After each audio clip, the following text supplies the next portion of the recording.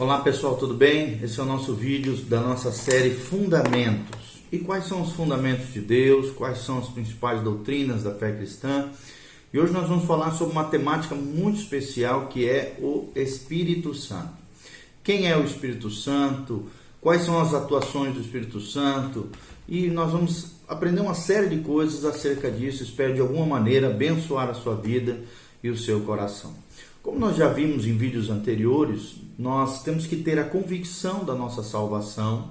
Em primeiro lugar, nós somos salvos quando nos arrependemos dos nossos pecados e pela fé nos entregamos a Jesus Cristo, firmando uma aliança e um compromisso com Ele. Então passamos a ter uma nova vida, que é a nova vida da fé, o estilo de vida de Jesus, e nos transformamos no santuário de Deus, conforme está lá em 1 Coríntios, que vai ser o nosso texto-chave, 1 Coríntios 3,16. Olha o que diz a Bíblia Sagrada em 1 Coríntios 3,16. Não sabeis que sois santuários de Deus e que o Espírito de Deus habita em vós? É uma pergunta. E a resposta é: se alguém destruir o santuário de Deus, Deus o destruirá, porque o santuário de Deus que sois vós é sagrado. Ou seja, o santuário aqui é uma referência ao nosso corpo, né? Aquilo que nós somos, o nosso corpo, que deve ser a morada de Deus, o santuário de Deus, e a presença de Deus em nós é o Espírito Santo.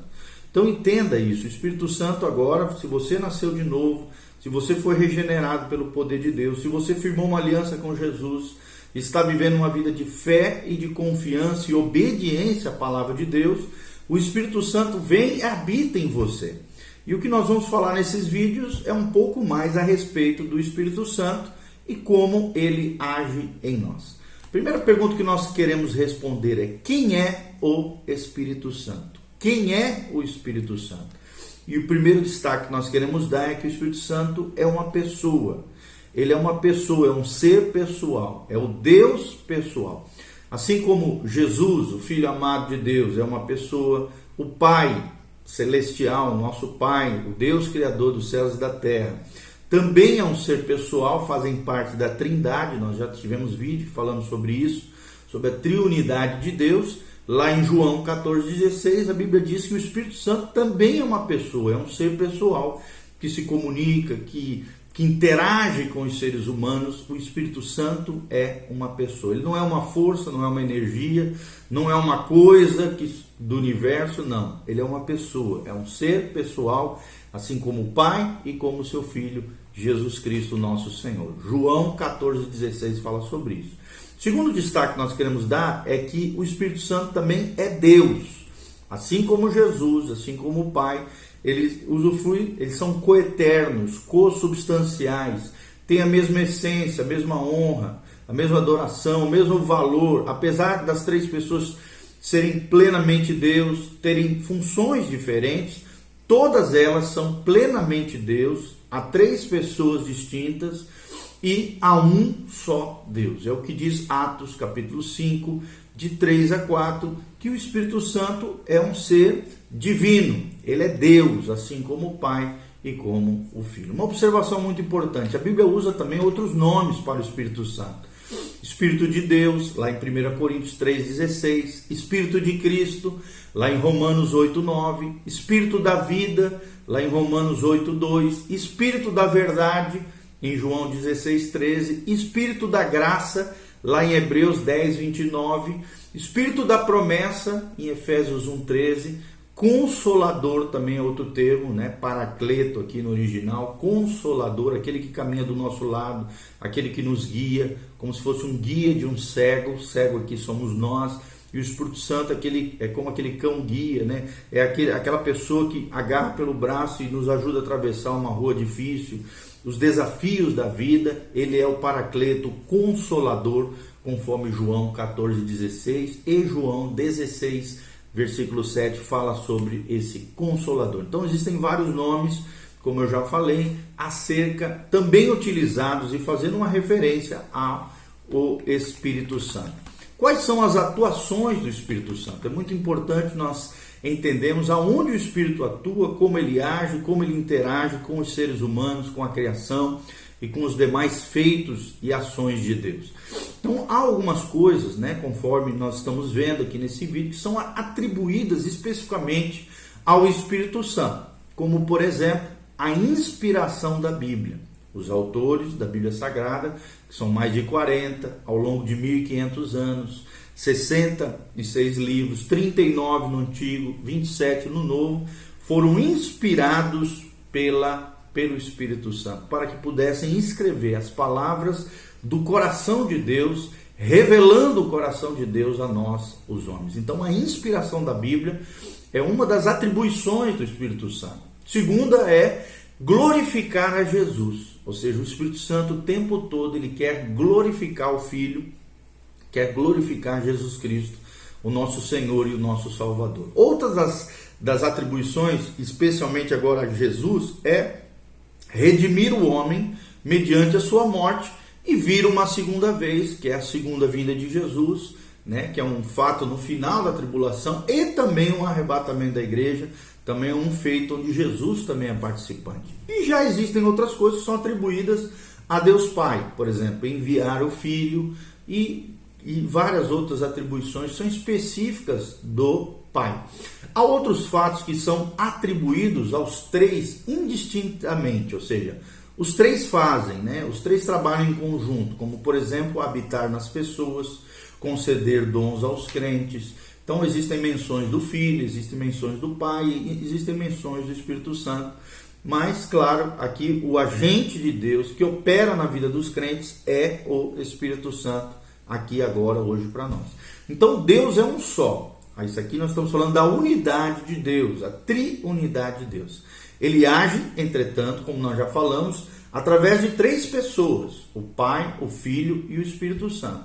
E esse é um dos mistérios de Deus. Não tente entender com a sua razão, porque senão tua mente vai entrar em colapso. Como é que um homem infinito, você e eu, nós, com mente limitada, pode compreender na sua totalidade um Deus ilimitado, infinito, eterno? Então é difícil entender com a nossa mente finita esse Deus infinito, mas é necessário então a fé, colocarmos nosso coração, a nossa confiança na revelação de Deus que são as Sagradas Escrituras. Hoje, infelizmente, muitas heresias têm surgido, porque o homem tenta racionalizar esse fato da Trindade. Deus é uma unidade perfeita, o Pai trabalha em conformidade com o Filho e o Espírito Santo trabalha com o Pai e com o Filho e vice-versa. Então, quando lidamos com uma pessoa, necessariamente lidamos com as demais. Eles trabalham ali em conjunto, cada um dentro da sua função, mas todos trabalham em cooperação e interdependência um do outro. Então, há uma interdependência entre as três pessoas da Trindade. E quando estudamos o Pai, o Filho ou o Espírito Santo, estamos estudando sobre o Deus triuno, diretamente. Conhecendo o Pai, o Filho e o Espírito Santo, conhecemos o próprio Deus. E podemos pedir misericórdia de Deus para entendermos essas verdades que são tão profundas para o coração humano. Uma pergunta surge aí, então. O que faz o Espírito Santo em conformidade com o Pai e com o Filho? Quais são as atribuições do Espírito Santo em conformidade com o coração de Deus Pai e com o Filho amado Jesus de Nazaré? Primeira delas é convencer o homem do pecado, da justiça e do juízo. Está lá em João 16, de 8 a 11. A Bíblia diz que o Espírito Santo é quem nos convence do pecado, da justiça de Deus e do juízo vindouro sobre os homens que não se arrependerem. Quem convence é o Espírito Santo.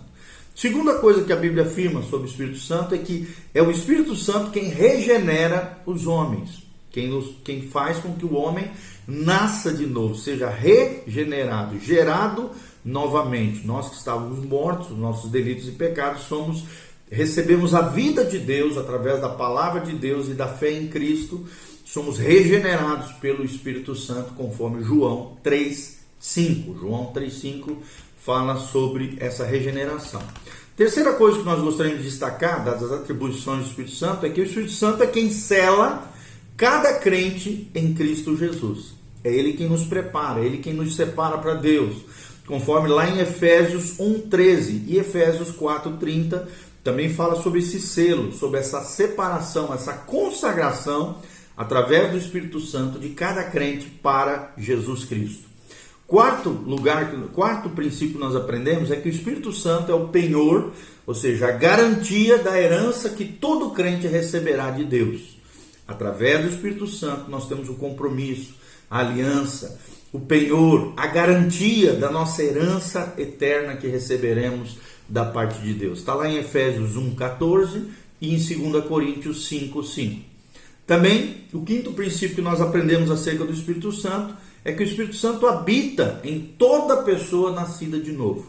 Todos aqueles que tiveram uma real experiência com Jesus, abriram seu coração para o Senhor, foram regenerados pelo poder de Deus, o Espírito Santo vem e passa a habitar. Como nós lemos aqui em 1 Coríntios 3,16, nós somos santuários de Deus, morada de Deus, e Ele vem e passa a habitar dentro de nós, conforme 1 Coríntios 3,16, que nós lemos no início, 1 João 4,13, Ele veio para estar em nós.